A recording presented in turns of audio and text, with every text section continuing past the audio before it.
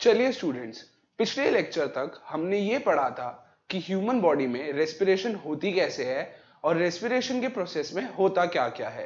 तो अब हम इस वीडियो में जो आगे पढ़ने वाले हैं, हम पढ़ेंगे कि ये जो एक्सचेंज ऑफ गैसेस होती हैं, ये ह्यूमन बॉडी में ट्रांसपोर्ट कैसे होती हैं, कि ये जो ऑक्सीजन और कार्बन डाइऑक्साइड हमने स्विच किए थे थ्रू लंग्स, अब ऑक्सीजन पूरी ह्यूमन बॉडी में सप्लाई कैसे होती है, और जो कार्बन डाइऑक्साइड जो हमारे सेल्स रिलीज करते हैं वो हमारी बॉडी से फाइनली एक्सेल आउट कैसे होती है।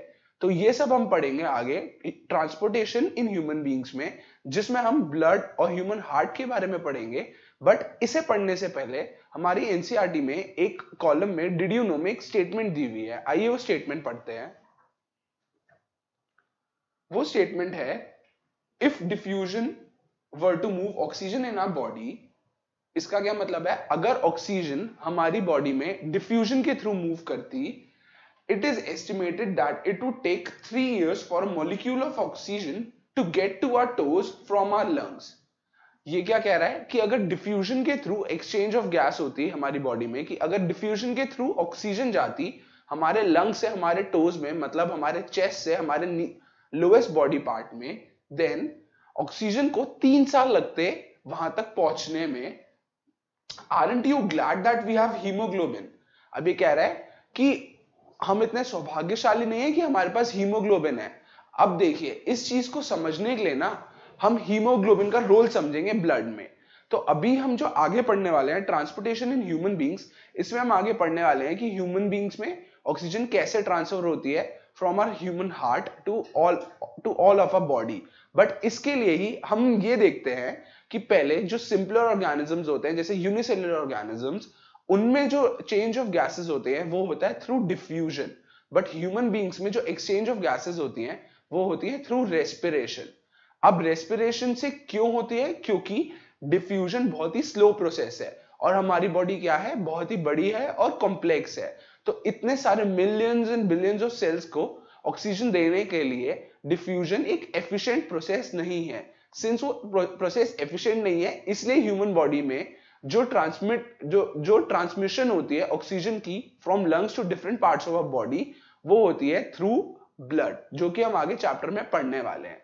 तो अब जो इस हमारा डिड यू नो सेक्शन में दिया हुआ था कि aren't you glad that we have haemoglobin, ये चीज हम पढ़ेंगे ट्रांसपोर्टेशन इन ह्यूमन बींग्स का टॉपिक कवर करने के बाद, क्योंकि उसे कवर करने के बाद ही आपको ये चीज समझ में आ पाएगी ढंग से। तो आइए स्टार्ट करते हैं। हमारा टॉपिक है ट्रांसपोर्टेशन इन ह्यूमन बींग्स।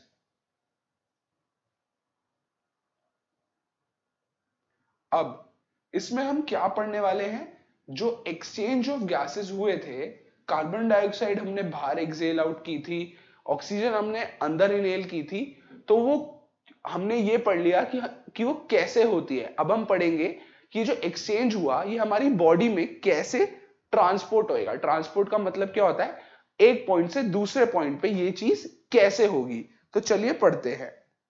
अब हम इसमें पढ़ेंगे, हमारी बॉडी में ब्लड होता है। अब ब्लड का रोल क्या होता है, ब्लड क्या करता है, जैसे अगर आपको एक जगह से दूसरी जगह पे सामान भेजना होता है, तो आप वो अगर से दिल्ली टू मुंबई आपको सामान भेजना है, तो या तो आप वाया फ्लाइट्स या वाया रोड या वाया रेल, आप 3 तरीकों से एक ही चीज को भेज सकते हो। तो हर मेथड में क्या होता है, डिफरेंट ट्रांसपोर्टेशन कॉस्ट आएगी और डिफरेंट ट्रांसपोर्टेशन का टाइम आएगा। कि अगर आप रोड से भेजते हो तो आपको से सबसे ज्यादा कॉस्ट इफेक्टिव पड़ेगा, बट आपको सबसे ज्यादा टाइम लगेगा। अगर आप वाया रेल भेजते हो तो आपको टाइम लगभग इक्विवेलेंट लगेगा, बट आपकी कॉस्ट और कम हो जाएगी। बट अब अगर आप वाया फ्लाइट भेजते हो तो जो आपकी कॉस्ट है वो सबसे ज्यादा हो जाएगी और आपका टाइम सबसे कम हो जाएगा। तो इन तीनों केसेस में हमने क्या कंपेयर किया कि हमारे पास डिफरेंट कॉस्ट हैं फॉर डिफरेंट टाइम। तो वेरिंग अपॉन डिफरेंट सिनेरियोज हम इनमें से सबसे ज्यादा ऑप्टिमल या ऑप्टिमम चीज सिलेक्ट करेंगे कि हमें अगर टाइम बचाना है तो हम फ्लाइट के थ्रू भेजेंगे, अगर हमें कॉस्ट बचानी है तो हम थ्रू रेल भेजेंगे। ठीक है। तो अब ह्यूमन बॉडी में जो ट्रांसपोर्टेशन होती है वो होती है थ्रू ब्लड। ब्लड क्या है, ट्रांसपोर्टिंग मीडियम है। ब्लड में क्या होता है, ब्लड में हीमोग्लोबिन होता है और इस हीमोग्लोबिन में हमारी ऑक्सीजन डिसॉल्व हो जाती है या चिपक जाती है, और जब ये ब्लड फ्रॉम आवर हार्ट हर बॉडी पार्ट में, हर सेल में फ्लो करता है, हर सेल तक जाता है through arteries, through veins, through capillaries, तब ये ब्लड ऑक्सीजन की ट्रांसमिशन में हेल्प करता है। तो आइए, जो ऊपर स्टेटमेंट थी कि aren't we glad that we have hemoglobin in our body to transfer oxygen, तो इसका आंसर है यस। क्यों? क्योंकि जो हीमोग्लोबिन है उसकी ऑक्सीजन एफिनिटी, एफिनिटी मतलब ऑक्सीजन को अट्रैक्ट करने की पावर बहुत ज्यादा होती है। सिंस उसको ऑक्सीजन की अट्रैक्ट करने की पावर बहुत ज्यादा होती है, तो हमारे लंग्स से रेडिली ऑक्सीजन को एब्जॉर्ब कर लेता है, और जब वो ऑक्सीजन को एब्जॉर्ब कर लेता है तब वो ऑक्सीजन को ट्रांसफर करने में हेल्प करता है to all of our body parts. तो आइए लिखते हैं। पहला है, what is the role of haemoglobin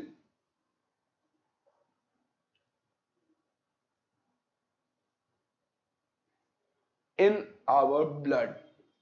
हमारे ब्लड में हीमोग्लोबिन का रोल क्या है, कि हीमोग्लोबिन हमें चाहिए ही क्यों होती है। अब आंसर में हम देखेंगे, हीमोग्लोबिन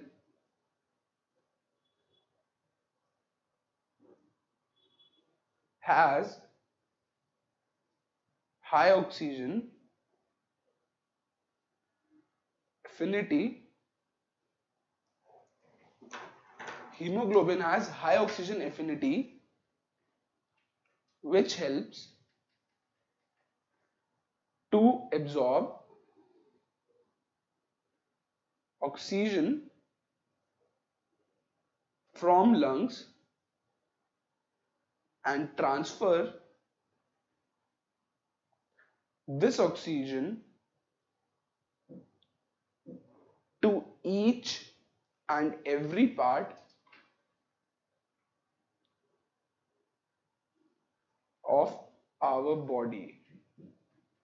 ब्रैकेट में, to each and every cell of our body। मतलब हीमोग्लोबिन के पास हाई ऑक्सीजन एफिनिटी होती है, जिसकी वजह से वो लंग से ज्यादा ऑक्सीजन एब्जॉर्ब कर लेता है और उसे हर सेल पे ट्रांसफर करने में हेल्प करता है। अब सिंस हीमोग्लोबिन की ऑक्सीजन एफिनिटी ज्यादा है, तो जब सेल को ऑक्सीजन चाहिए होती है, तो वो हीमोग्लोबिन से ऑक्सीजन ले कैसे पाता है। तो आइए इसका आंसर लिखते हैं।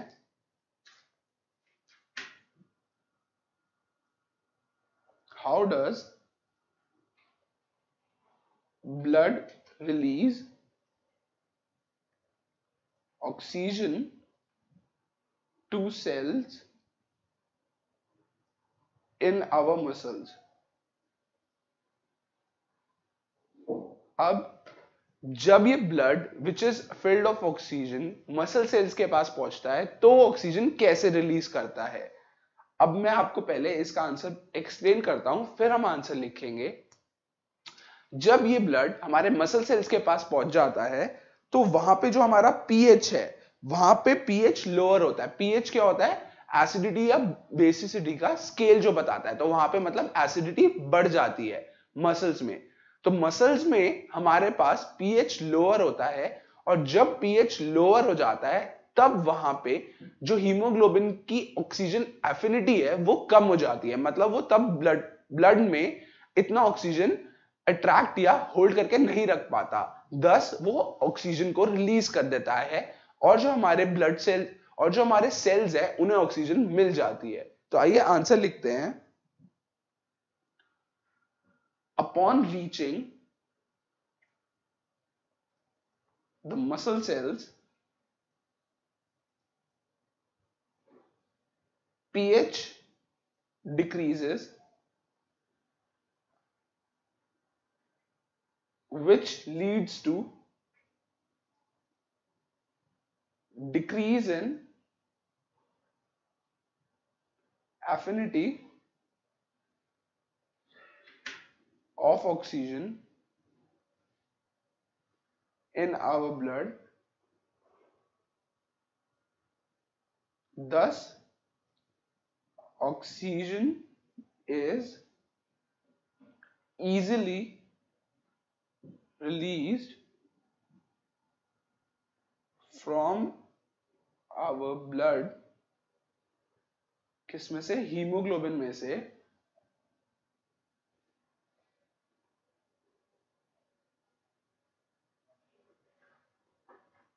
into our cells।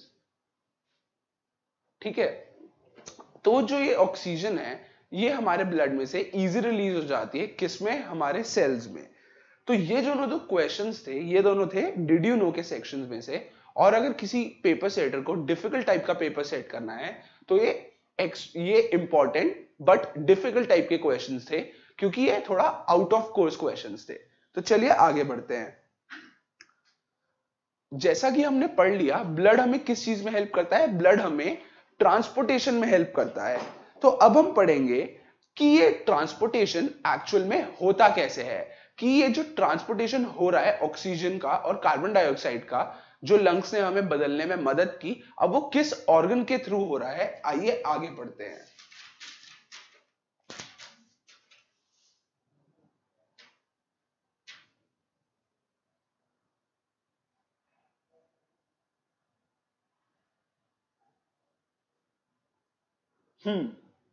तो जो ऑर्गन रिस्पॉन्सिबल है हमारा ब्लड को पंप करने में वो है हमारा ह्यूमन हार्ट। तो पहले मैं आपको हार्ट के बारे में बताता हूं। हार्ट कहां पे लोकेटेड होता है, हार्ट लोकेटेड होता है लेफ्ट साइड में of our body. Left side में कहां पे, यहां पे। अगर आप छू के देखेंगे तो आप अपनी हार्ट बीट को फील कर सकते हैं। और हमारे जो ह्यूमन हार्ट का साइज होता है वो रफली हमारी फिस्ट के साइज के जितना होता है। तो जैसे मेरा हार्ट जो होएगा, मेरा हार्ट मेरी इस कलाई के बराबर का होएगा, इतने साइज का होएगा। ये रफ एस्टिमेशन होता है, ठीक है। अब हम पढ़ेंगे हार्ट का स्ट्रक्चर। तो हार्ट का स्ट्रक्चर या हार्ट का जो डायग्राम है वो पेपर में पूछा जाता है, बट ये जो डायग्राम है ये होता है कॉम्प्लेक्स बनाने में, मतलब आप इतनी आसानी से बना नहीं सकते। तो इसी चीज को मैं इजी करने के लिए आपको एक रफ स्केच बना के दिखाऊंगा ह्यूमन हार्ट का, जिसमें मैं आपको हर चीज ढंग से और इजीली समझाऊंगा। फिर उसके बाद मैं आपको बुक में डायग्राम दिखाऊंगा और उसे बनाने का इजी तरीका बताऊंगा। तो पहले समझने के लिए हम हार्ट का रफ स्केच बनाते हैं, कि जैसे हम चैट्स में या ऑनलाइन चैटिंग में हार्ट की शेप बनाते हैं, मैं वैसे ही आपको हार्ट बना के दिखाता हूं। जैसे अगर आप ह्यूमन हार्ट की बात करो तो ये हमने रफली बनाया है ह्यूमन हार्ट। इसके 4 सेक्शंस होते हैं। इसमें से वेन्स और आर्टरीज निकलती है, तो जो इनलेट आउटलेट है वो मैं ऐसे ही दिखा दूंगा रफली। जो हम प्रॉपर स्केच बनाएंगे समझने के बाद बनाएंगे, क्योंकि समझना ज्यादा इंपॉर्टेंट होता है, ठीक है। अब ह्यूमन हार्ट के 4 पार्ट्स होते हैं, तभी मैंने इसे 4 पार्ट्स में डिवाइड कर दिया है। ये दोनों आइडेंटिकल होते हैं, सिमिलर होते हैं, सेम इन साइज नहीं होंगे, सिमिलर होंगे। जैसे मिरर से आप चीज को हाफ में डिवाइड करते हैं। तो इसमें जो हमारे पास टर्म्स आएंगे, हमारे पास टर्म्स आएंगे एट्रियम, वेंट्रिकल, ठीक है। अब यहां पे डायरेक्शंस उल्टी हो जाएंगी। ये वाली जो डायरेक्शन है ये है लेफ्ट, ये वाली डायरेक्शन लेफ्ट, ये वाली डायरेक्शन राइट, ये वाली डायरेक्शन राइट, ठीक है। ये है लेफ्ट साइड, ये है राइट साइड। क्योंकि ये हम कैसे बात कर रहे हैं, जैसे मिरर में अगर मैं सामने खड़ा होता हूं तो ये जो मेरा लेफ्ट हैंड है ये मिरर में राइट दिखेगा। ऐसे ही ह्यूमन हार्ट को जब हम स्टडी कर रहे हैं, हम दूसरे के हार्ट को स्टडी कर रहे हैं, तो मैं अपने बंदे के सामने वाले हार्ट को स्टडी कर रहा हूं, तो जो उसका राइट पार्ट है वो मुझे लेफ्ट में दिखेगा, ठीक है। चलिए पढ़ते हैं। तो ये लेफ्ट पार्ट है, ये राइट पार्ट है। अब जो ह्यूमन हार्ट में डिवीजन होता है वो होता है एट्रियम और वेंट्रिकल में। ये वाला पार्ट होता है लेफ्ट एट्रियम। मैं इन सब की डेफिनेशन, इन सब का यूज, ये सब क्यों होता है ये सब बताऊंगा, बट एक बार पहले इंट्रोड्यूस करने दो। ये होता है लेफ्ट वेंट्रिकल, ऐसे ही ये होता है राइट एट्रियम, और ये होता है राइट वेंट्रिकल, ठीक है। ह्यूमन हार्ट को हमने 4 पार्ट्स में डिवाइड कर दिया, left atrium, left ventricle, right atrium, right ventricle. अब ये चार पार्ट्स का डिवीजन क्यों हुआ ये हम आगे पढ़ेंगे, बट इन चार पार्ट्स का डिवीजन कैसे हुआ और ये काम कैसा करता है आगे ये अब पढ़ते हैं। तो जो एट्रियम होते हैं, एट्रियम हमारे किस चीज के लिए रिस्पॉन्सिबल होते हैं? एट्रियम हमें ब्लड रिसीव करने में हेल्प करते हैं। कि मतलब जब बॉडी से या किसी ऑर्गन से लंग से जब ब्लड रिसीव होता है तो वो एट्रियम में रिसीव होता है, ठीक है। और जब बॉडी से ब्लड जाता है तो वो वेंट्रिकल से जाता है, ठीक है। ये मैं आपको बुक से पढ़ के सुनाता हूं, ठीक है। तो अब देखो एट्रियम और वेंट्रिकल हमारे पास दो पार्ट्स हो गए। तो एट्रियम में हम ब्लड रिसीव कर रहे हैं, वेंट्रिकल से हमारा ब्लड जा रहा है। तो अब हम पहले पढ़ेंगे लेफ्ट एट्रियम का रोल।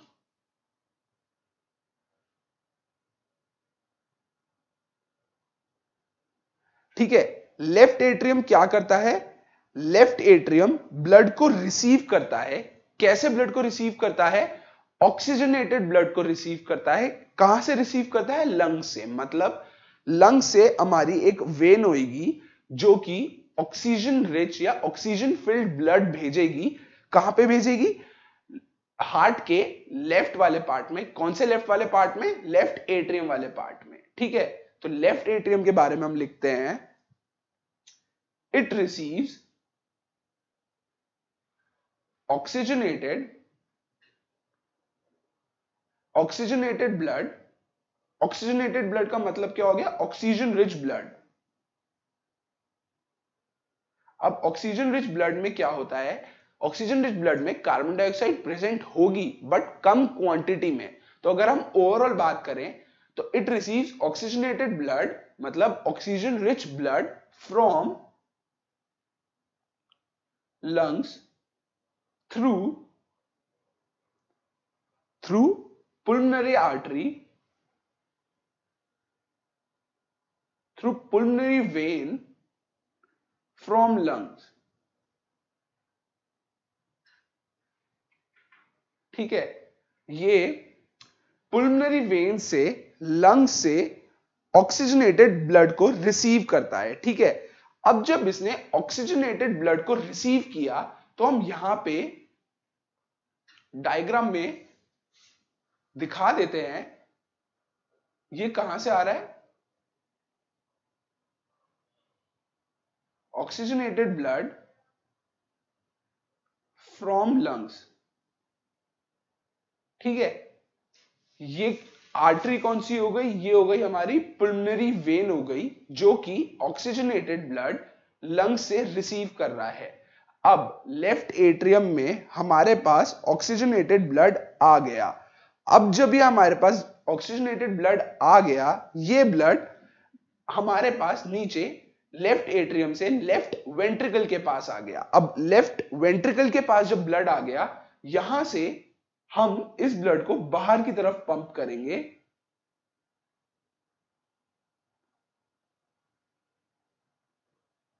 जैसा कि मैंने आपको डायग्राम में दिखा दिया है। और ये जो हमारे पास ब्लड वेसल ये जो काम करती है, इसको हम नाम देते हैं एओर्टा। ये क्या करती है? ऑक्सीजनेटेड ब्लड हमारे हार्ट से हमारी पूरी बॉडी में ब्लड को सप्लाई करती है, ठीक है। तो हमारे पास लेफ्ट एट्रियम में लंग से ऑक्सीजन रिच ब्लड हमने रिसीव किया थ्रू पुल्मनरी वेन, ठीक है। जैसा कि हमने अपनी डेफिनेशन में लिखा हुआ है, पुल्मनरी वेन से हमने लंग से ऑक्सीजन रिच ब्लड रिसीव किया इन आर लेफ्ट एट्रियम। जब हमने ब्लड रिसीव किया, फिर हमने यहां पे हार्ट में चेंबर होते हैं कि ये था हमारा लेफ्ट एट्रियम का चेंबर। फिर इस चेंबर से जो हमारा ब्लड है वो हमारे लेफ्ट वेंट्रिकल में जाता है। अब लेफ्ट वेंट्रिकल से जो हमारा ब्लड है वो हमारा थ्रू एओर्टा, जो कि हमारी सबसे बड़ी सबसे मोटी ब्लड वेसल होती है, वो हमारा ऑक्सीजनेटेड ब्लड को पूरी बॉडी में पंप करती है। अब ये डिफरेंट डिफरेंट हमारे चेंबर्स क्यों बने हुए हैं ये हम आगे पढ़ेंगे। पहले एक बार सारे चेंबर्स को लिस्ट कर लेते हैं, ठीक है। तो अब हमने जब पढ़ा लेफ्ट एट्रियम, इसके बाद हम पढ़ेंगे लेफ्ट वेंट्रिकल। अब लेफ्ट वेंट्रिकल का काम क्या होता है? लेफ्ट वेंट्रिकल ब्लड को लेफ्ट एट्रियम से रिसीव करता है और उसके बाद पूरी बॉडी में पंप करता है थ्रू एओर्टा, जो कि हमारी सबसे मोटी या सबसे लार्जेस्ट ब्लड वेसल होती है। ठीक है, तो डेफिनेशन में लिखेंगे लेफ्ट वेंट्रिकल में it receives blood from left atrium and pumps the oxygenated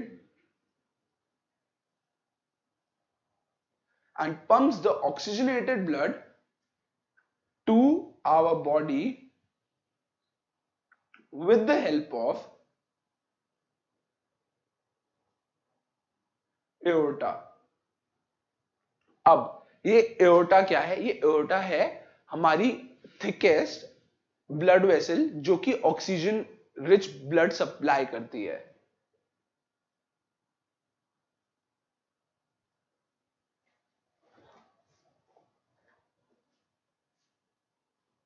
definition में लिखेंगे largest blood vessel which transmits oxygenated in our body। अब अगर हम इसके फीचर्स की बात करें तो एओर्टा को बहुत ज्यादा ब्लड ट्रांसमिट करना पड़ता है या बहुत ज्यादा ब्लड की ट्रांसपोर्टेशन में हेल्प करना पड़ता है। इसीलिए जब हार्ट ब्लड को पंप करता है तो एट हाई प्रेशर पंप करता है।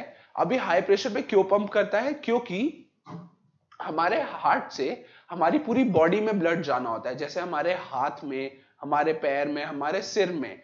तो इसीलिए ही जो ब्लड का प्रेशर है, ब्लड का प्रेशर ज्यादा होना चाहिए जिससे वो हर बॉडी के एक एक कोने में जा पाए। इसीलिए इस प्रेशर को सहने के लिए जो एओर्टा की वॉल्स होती हैं वो थिक होती हैं। thick walls to sustain the high blood pressure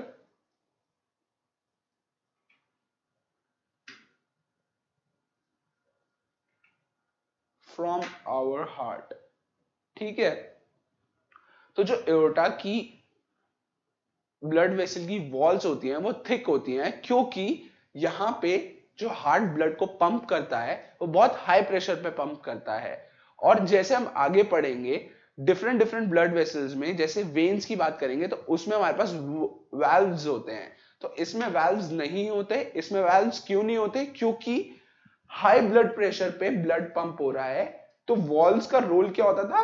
blood का बैकफ्लो प्रिवेंट करने के लिए। अब सिंस यहाँ पे हाई प्रेशर पे ही ब्लड पंप हो रहा है तो यहाँ पे बैकफ्लो होएगा ही नहीं, इसलिए यहां पे no valves are present. No valves are present slash required.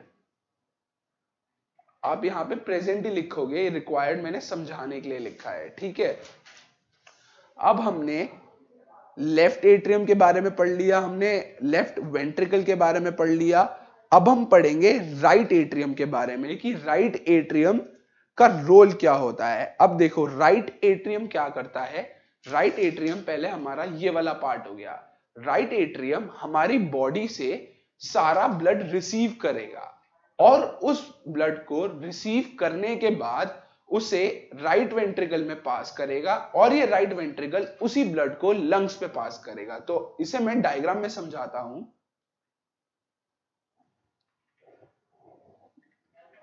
इसे हम बोलते हैं वीना कावा। ये एक और ब्लड वेसल होती है जो कि हमारा डीऑक्सीजनेटेड ब्लड ला रही है from our body to right atrium of our heart. अब ये जो है यहां पे हमारे पास ब्लड प्रेशर कम होगा।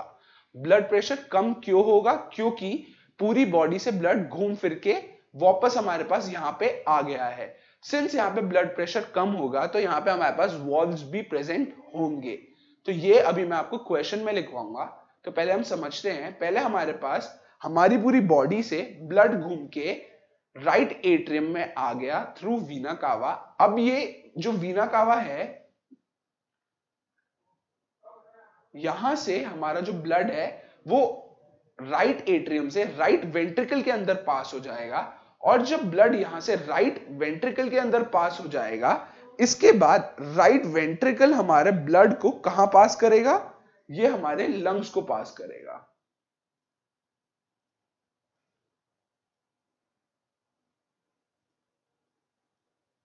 ठीक है, तो जो राइट वेंट्रिकल है वो हमारे ब्लड को कहां पास कर रहा है, वो हमारे ब्लड को लंग्स पे पास कर रहा है, थ्रू विच, पुल्मोनरी आर्टरी।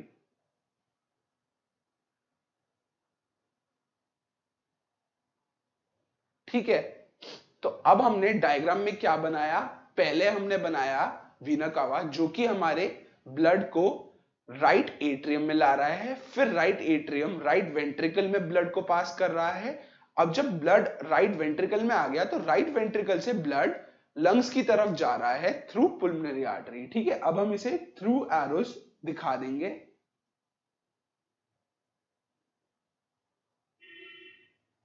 ठीक है, ये टू लंग्स, ये फ्रॉम लंग्स। फर्स्ट टाइम समझने में ये डायग्राम काफी हेवी लगता है कि बहुत सारी चीजें एक साथ हो रही हैं। आप एक दो बार इसी चीज को समझोगे तो आपको काफी ढंग से समझ में आ जाएगा। ठीक है, अब हम लिखेंगे थर्ड, जो कि है role of right atrium.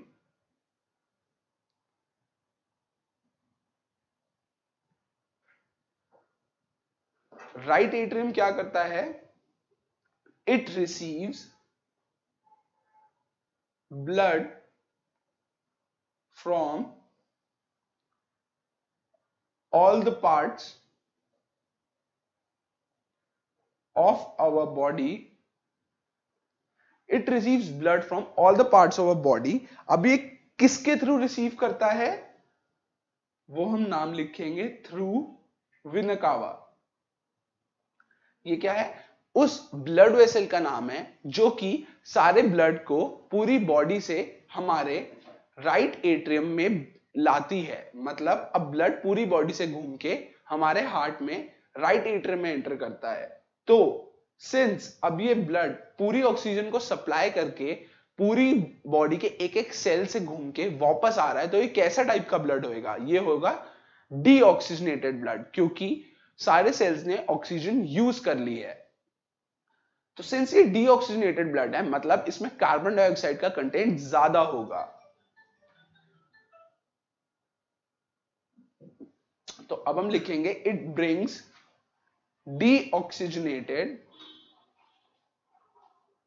Blood to the heart. हाँ, अब ये डीऑक्सीजनेटेड ब्लड लाता है पूरी बॉडी से हमारे हार्ट में। अब ये क्या होता है, blood is at low pressure. ठीक है, सिंस ब्लड लो प्रेशर पे होता है, इसीलिए जो हमारे राइट एट्रियम और राइट वेंट्रिकल के बीच वाला जो पैसेज होता है, वहां पे वाल्व्स प्रेजेंट होते हैं। अब ये वाल्व्स प्रेजेंट क्यों होते हैं, जिससे ब्लड का बैक फ्लो प्रिवेंट हो जाए, क्योंकि अगर वाल्व्स प्रेजेंट नहीं होंगे तो ब्लड सिंस लो प्रेशर पे है तो वो उल्टा फ्लो करेगा, मतलब जहां से आया है वहीं पे वापस जाने को हो जाएगा। इसलिए वाल्व जो होते हैं वो रास्ते में सिर्फ वन डायरेक्शनल फ्लो अलाउ करते हैं। तो अगर हम हार्ट का हाफ सेक्शन देखें, जैसे कि मैं आपको यहां पे डायग्राम में दिखा रहा हूं, ये है हमारे पास राइट एट्रियम, ये है हमारे पास राइट वेंट्रिकल। यहां पे जो ब्लड यहां से यहां पे फ्लो करेगा, यहां पे हमारे पास वाल्व्स प्रेजेंट होंगे। अब इन वाल्व्स का रोल क्या होता है, ये वाल्व्स ब्लड का बैक फ्लो प्रिवेंट करते हैं। तो अब हम क्वेश्चन लिखते हैं, what are valves, why are they present.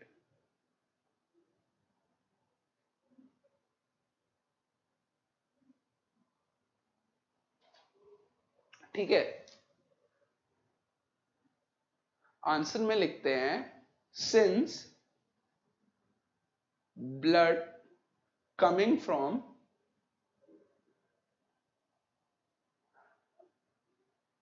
whole of our body after supplying oxygen to each and every cell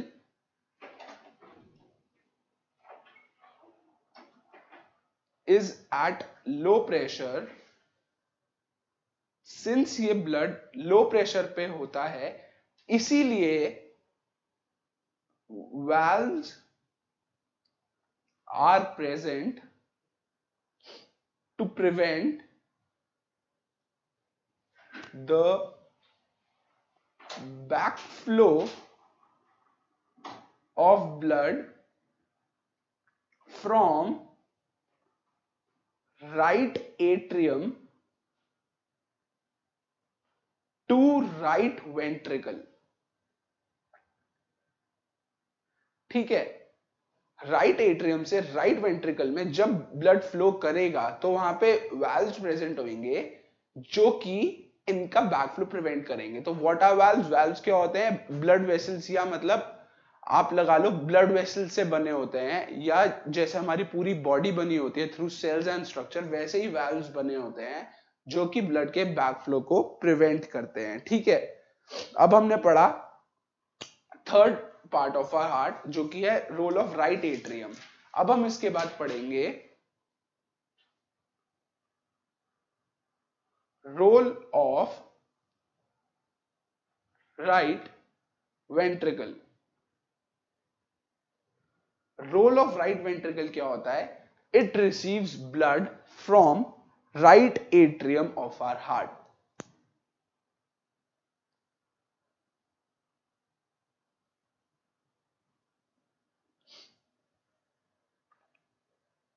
from right atrium of our heart. ठीक है, सिंस ये ब्लड क्या होता है? डीऑक्सीजनेटेड. यहां पे डीऑक्सीजनेटेड लिखने की जरूरत नहीं थी, ये मैं इसलिए लिख रहा हूं जिससे आपको ये बाद के लिए याद हो जाए कि ब्लड कहां से कहां पे आ रहा है, किस टाइप का ब्लड है, वाल्व्स क्यों प्रेजेंट है. ठीक है, अब जब इसने डीऑक्सीजनेटेड ब्लड हमारे राइट एट्रियम से रिसीव कर लिया है, अब ये इसी ब्लड को कहां पंप करता है? ये पंप करता है टू लंग्स. तो it pumps blood to our lungs. ये हमारे ब्लड को पंप करता है लंग्स में थ्रू कौन सी आर्टरी? पुल्मोनरी आर्टरी.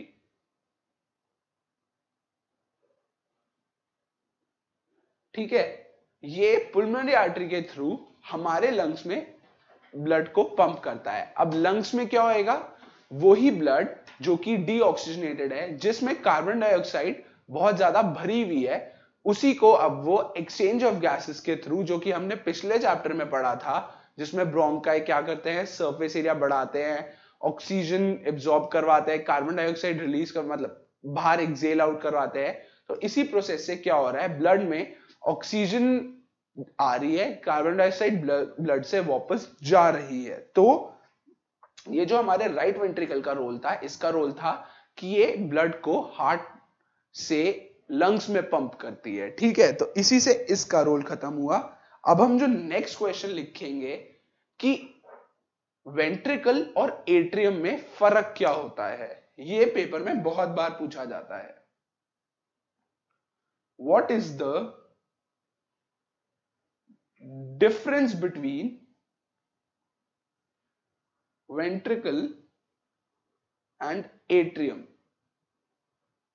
देखिए, अगर आप इस डिफरेंस को समझाना चाहें तो आप थ्रू डायग्राम समझा सकते हैं कि हमारे पास एट्रियम क्या करता है? ब्लड को रिसीव करता है, जैसा कि हमने इस डायग्राम में दिखाया हुआ है. वेंट्रिकल क्या करता है? ब्लड को पास ऑन करता है या ब्लड को भेजता है. जैसे लेफ्ट एट्रियम क्या कर रहा था?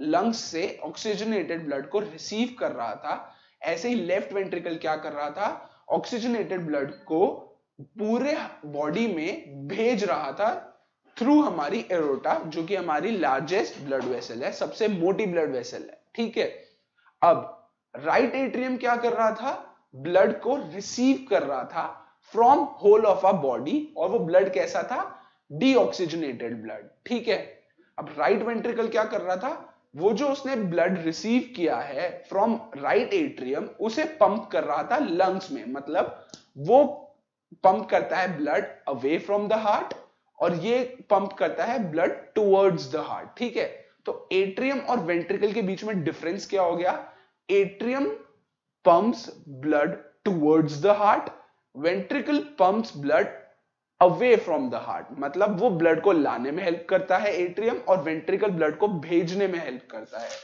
आइए इसका आंसर लिखते हैं, ये क्वेश्चन बहुत ही इंपॉर्टेंट है।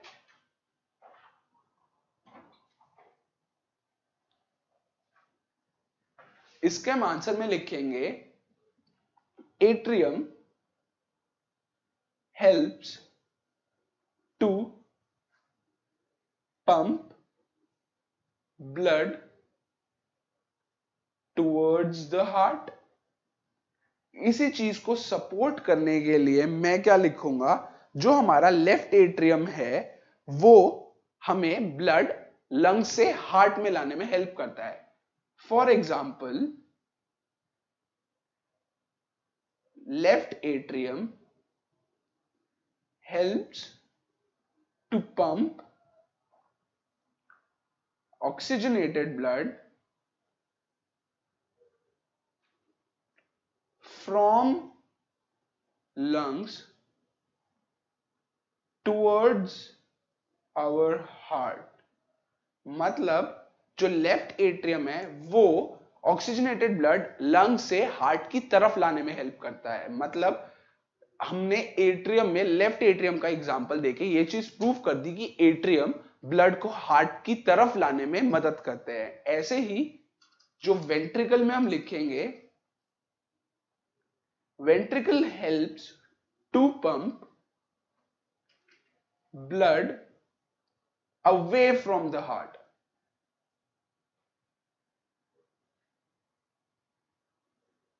ठीक है, इसके एग्जांपल में हम लिखेंगे,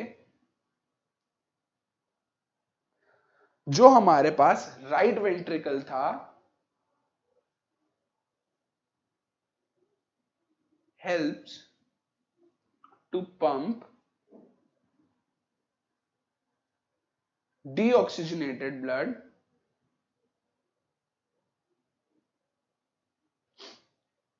away from heart to lungs। Okay, so हमने क्या बताया कि वेंट्रिकल ब्लड को हार्ट से दूर पंप करने में हेल्प करता है और एट्रियम ब्लड को हार्ट की तरफ लाने में हेल्प करता है। ओके, अब हमने चारों चीजों का रोल समझ लिया ह्यूमन हार्ट में क्या होता है। अब हम इसी चीज को जो मैंने आपको लिखवा के एक्सप्लेन किया है, इसी चीज को अब हम डायग्रामेटिकली समझेंगे। डायग्रामेटिकली समझने के लिए आइए ह्यूमन हार्ट का सेक्शन देखते हैं। यह है schematic representation of transport and exchange of oxygen and carbon dioxide. मतलब इस डायग्राम में ये क्या दिखाया हुआ है, ये हमें दिखाया हुआ है ह्यूमन हार्ट।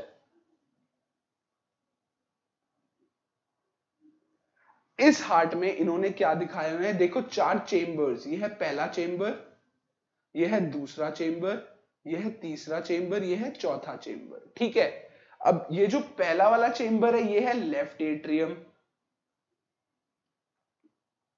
जो दूसरा वाला चेंबर है ये है लेफ्ट वेंट्रिकल, ये है राइट वेंट्रिकल, ये है राइट एट्रियम। ठीक है, अब इन चारों का क्लियर सेक्शन देखने के लिए हम ऊपर वाले डायग्राम में आएंगे कि इसमें आप देखो ये है schematic sectional view of human heart. इसमें हम क्या दिखा रहे हैं कि जैसे मैंने आपको नोट्स में हार्ट के थ्रू डायग्राम बना के दिखाया था, इसी चीज को अब हम प्रॉपर मतलब रफ स्केच से हम प्रॉपर स्केच में मूव कर रहे हैं। इसमें क्या हो रहा है, ये देखो, ये है हमारा पहला चेंबर जो कि हमारा है लेफ्ट एट्रियम। लेफ्ट एट्रियम में क्या हो रहा था, पुल्मोनरी वेन से लंग्स से हमारे पास क्या आ रहा था, ऑक्सीजनेटेड ब्लड आ रहा था। तो लेफ्ट एट्रियम में जो ब्लड आ रहा है ये है ऑक्सीजनेटेड ब्लड जो कि एंटर कर रहा है, ठीक है। अब यहाँ पे वाल्व्स हैं जो कि बैकफ्लो को प्रिवेंट करेंगे कि हमारा ब्लड जो एंटर किया है वो वापस नहीं जाना चाहिए। अब जब यहां से ब्लड एंटर कर गया लेफ्ट एट्रियम से, तो वो ब्लड हमारे पास जाता है लेफ्ट वेंट्रिकल में जो कि है हमारा second chamber of our heart. Human heart कितने चेंबर का होता है, 4 चेंबर्ड ह्यूमन हार्ट होता है। तो हमने पहला चेंबर देख लिया लेफ्ट एट्रियम जो कि ब्लड रिसीव करता है लंग्स से into our first chamber of our heart. फिर ये जो फर्स्ट चेंबर है लेफ्ट एट्रियम, ये उसी ब्लड को पास करता है लेफ्ट वेंट्रिकल में। अब ये जो लेफ्ट वेंट्रिकल है ये इस ब्लड को आगे पुल्मोनरी आर्टरी के थ्रू पुल्मोनरी वेन के, ये जो उस ब्लड को रिसीव करता है ये उस ब्लड को हमारी पूरी बॉडी में पंप करने में हेल्प करता है। और ये किसके थ्रू पंप करता है, ये पंप करता है डिफरेंट, जो हमारी थिकेस्ट ब्लड वेसल थी, कौन सी ब्लड वेसल थी, वो थी एओर्टा। तो यहां पे जो हमने डायग्राम में दिखाया हुआ है ये एओर्टा के थ्रू लेफ्ट वेंट्रिकल उस पूरे ब्लड को पंप करता है, ठीक है। तो अभी हमने 2 चेंबर्स ह्यूमन हार्ट के कवर कर लिए हैं। इसके बाद जो हम देखेंगे, इसके बाद हम देखेंगे राइट एट्रियम। राइट एट्रियम क्या करता है, राइट एट्रियम हमारा थर्ड चेंबर हो गया, जैसा कि आप डायग्राम में देख सकते हो। ये रिसीव करता है डीऑक्सीजनेटेड ब्लड पूरी हमारी बॉडी से into this third chamber of our heart. अब ये ब्लड क्या होता है, डीऑक्सीजनेटेड और होता है लो प्रेशर पे। सिंस ये लो प्रेशर पे है इसीलिए यहाँ पे वॉल्स प्रेजेंट होते हैं जो कि बैकफ्लो को प्रिवेंट करते हैं। जैसे यहाँ पे बुक में आप डायग्राम में देख सकते हैं कि बैकफ्लो को प्रिवेंट करने के लिए हमारे पास वॉल्स हो गए, जो कि हमने क्वेश्चन के आंसर में भी लिख लिया था, ठीक है। अब राइट एट्रियम उस ब्लड को पास करता है राइट वेंट्रिकल में। राइट वेंट्रिकल में ब्लड को पास करने के बाद हमारा blood fourth chamber of our heart में एंटर कर गया। पहला चेंबर, दूसरा चेंबर, तीसरा चेंबर, चौथा चेंबर। अब जो राइट वेंट्रिकल है वो उस ब्लड को लंग्स में भेजता है और उसे लंग्स में किस वेन के थ्रू भेजता है, पुल्मोनरी आर्टरी के थ्रू भेजता है, ठीक है। ये अभी मैं आपको दूसरे डायग्राम में दिखाऊंगा, इन सारी आर्टरीज और वेन्स की लेबलिंग भी दिखाऊंगा, ठीक है। तो अब जो फोर्थ चेंबर है हमारा हार्ट का, राइट वेंट्रिकल, वो डीऑक्सीजनेटेड ब्लड को लंग्स में भेजता है। तो इसमें हमने schematic sectional view of human heart में चारों चेंबर्स को देख लिया और इनका ये चीज देख ली कि कहां पे ब्लड रिसीव होता है, कहां पे ब्लड ट्रांसमिट होता है या ट्रांसफर होने में हेल्प होती है ह्यूमन हार्ट से, ठीक है। अब हम आगे देखते हैं schematic representation of transport and exchange of oxygen and carbon dioxide. इसका मतलब क्या है कि अब हमने हार्ट का इंटरनल स्ट्रक्चर पढ़ लिया, जो कि हमने अभी ऊपर वाले डायग्राम में पढ़ा था कि जो 4 चेंबर्स हैं वो कैसे काम कर रहे हैं अंदर से, वो चीज हमने पढ़ ली। अब हम पढ़ेंगे कि जो लंग्स हैं और हार्ट है उन दोनों का इंटीग्रेशन कैसे हो रहा है, वो दोनों साथ में कैसे काम कर रहे हैं। तो उस चीज को आइए पढ़ते हैं। पहले हमने क्या देखा था कि जो लंग्स हैं, ये डायग्राम में क्या दिखाया हुआ है, लंग्स की रिप्रेजेंटेशन दिखाई हुई है लंग कैपिलरीज के थ्रू। ये जो है ये ब्लड भेजने में हेल्प, ये क्या, ये ऑक्सीजनेटेड ब्लड पहले हमारे लेफ्ट एट्रियम में पंप हो आ रहा है, ठीक है। ये ऑक्सीजनेटेड ब्लड फिर आगे पास होता है लेफ्ट वेंट्रिकल में। ये लेफ्ट वेंट्रिकल हमारे एरोटा के थ्रू पूरी बॉडी में ब्लड को भेज देता है। तो पहले ब्लड यहां से यहां पे आया, यहां से एरोटा के थ्रू पूरी बॉडी में चला गया। ये क्या है, हमारी बॉडी सेल्स लगा लो आप, ठीक है। तो पहले लंग्स ने लेफ्ट एट्रियम में ब्लड को पंप किया, उसने लेफ्ट वेंट्रिकल में ब्लड को पंप किया, जिसने एरोटा में ब्लड को पंप किया। और एरोटा क्या है, हमारी थिकेस्ट ब्लड वेसल है। इसकी वॉल सबसे ज्यादा थिक क्यों होती है, क्योंकि ब्लड यहां पे पूरी बॉडी में ट्रांसमिट होना है एट हाई प्रेशर। फिर ये जो आर्टरी है इसने पूरी बॉडी में ब्लड को ट्रांसमिट किया है, ट्रांसफर करने में हेल्प करी है, जिसमें चेंज ऑफ गैसेस ने हमारा अक्रेंस हुई, जिससे जो ऑक्सीजन थी ब्लड में वो पूरी यूज अप हो गई और कार्बन डाइऑक्साइड ब्लड में की क्वांटिटी ब्लड में बढ़ गई। अब ये जो ब्लड है, हमारी ये जो वेन है जिसका हमने नाम दिया वीना कावा, ये वेन हमारे ब्लड को वापस हार्ट में ला रही है। ये कौन से चेंबर में ला रही है? ये ला रही है right atrium of our heart में, ब्लड को वापस ले आई। यहां पे फिर से वॉल्व प्रेजेंट होएगा जो कि बैकफ्लो को प्रिवेंट करेगा। अब यहां से ब्लड राइट वेंट्रिकल में पास होएगा जो कि है fourth chamber of our heart. फिर यहां से ब्लड वापस लंग्स में जाएगा थ्रू पुल्मोनरी आर्टरी। अब ये जो आर्टरी है ये उस ब्लड को वापस लंग्स में भेजेगी, फिर लंग्स वापस एक्सचेंज ऑफ गैसेस के थ्रू उस ब्लड को ऑक्सीजनेटेड कर देगा या ऑक्सीजन रिच कर देगा और ये साइकिल फिर से रिपीट होगी। तो ये पूरा साइकिल होता है ब्रीदिंग एंड पंपिंग। जब हम सांस लेते हैं और जब हमारा हार्ट बीट करता है तो एक्सचेंज ऑफ गैसेस और जो हमारा ब्लड पूरी बॉडी में पंप हो रहा है ये हैंड टू हैंड हो रहा है, ये साथ साथ हो रहा है। अगर कोई भी एक प्रोसेस रुक जाएगा तो वो दूसरे प्रोसेस को भी हिंडर कर देगा या दूसरे प्रोसेस को भी होने में दिक्कत होगी। ठीक है, तो हमने इसमें पढ़ा ह्यूमन हार्ट का इंटरनल स्ट्रक्चर कि ह्यूमन हार्ट अंदर से बना कैसे कैसे होता है, उसमें क्या क्या कौन कौन से चेंबर्स होते हैं, कितने चेंबर्स होते हैं, हर चेंबर का हमने रोल पढ़ा और हमने पढ़ी डिफरेंट डिफरेंट आर्टरीज जो कि ब्लड को हार्ट की तरफ ला रही है या हार्ट से दूर भेज रही है। इसके बाद जो हमने देखा लंग्स और हार्ट का हमने लंग्स और हार्ट की इंटरलिंकेज देखी कि लंग्स और हार्ट कैसे काम कर रहे हैं एक साथ। अब जो हम आगे देखेंगे, हम देखेंगे कि ह्यूमंस में फोर्थ चेंबर हार्ट होता है और जो हमारे दूसरे एनिमल्स हैं जैसे हमारे पास रेप्टाइल्स हो गए या एम्फीबियंस हो गए, उनमें हमारे पास होता है थ्री चेंबर्ड हार्ट। तो अब हम ये चीज देखेंगे कि ऐसा क्यों होता है। और जैसे ही रेप्टाइल्स में थ्री चेंबर्ड हार्ट होता है, ऐसे ही जो हमारे एम्फीबियन जो हमारे फिशेस होते हैं उनमें हमारे पास टू चेंबर्ड हार्ट होता है। तो ये डिफरेंस नेचर में क्यों एग्जिस्ट करता है, और अगर ये डिफरेंस एग्जिस्ट करता है तो इसके साथ जो डिफरेंट डिफरेंट फीचर्स आते हैं ऑर्गेनिजम्स में वो हम क्वेश्चंस के थ्रू समझेंगे। तो पहला, why humans have four chambered heart,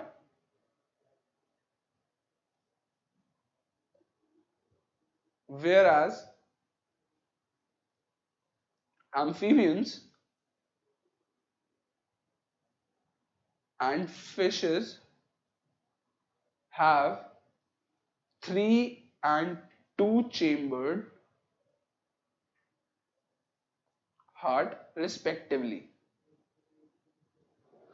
इस क्वेश्चन में कह रहा है कि ह्यूमंस में फोर चेंबर्ड हार्ट होता है, वेयर एज फिश में टू चेंबर्ड हार्ट होता है और एम्फीबियंस में थ्री चेंबर्ड हार्ट होता है।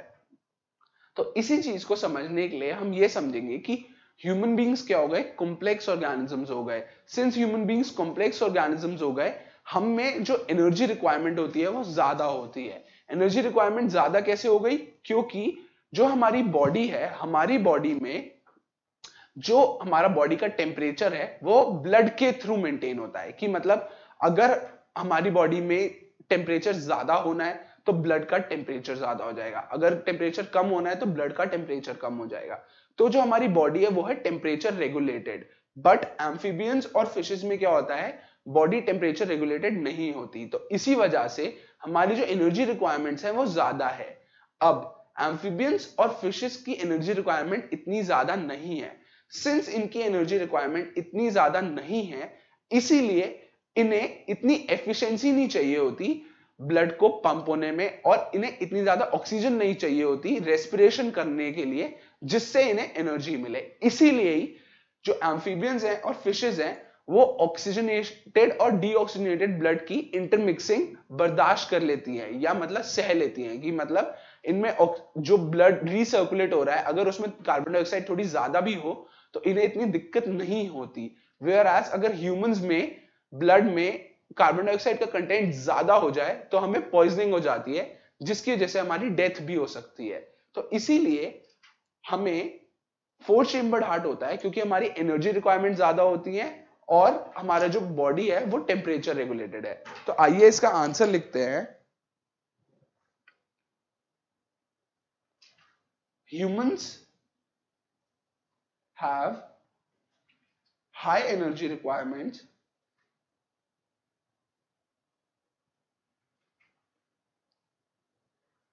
and their body is temperature regulated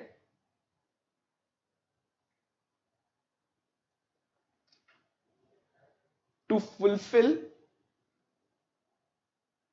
these energy requirements.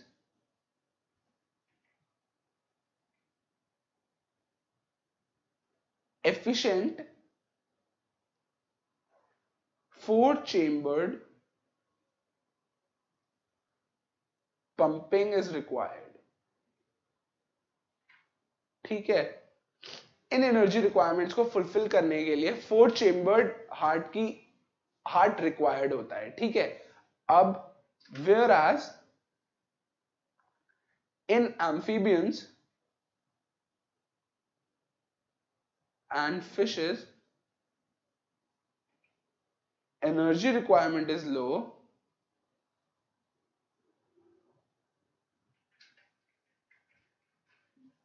thus they can withstand intermixing of oxygenated and deoxygenated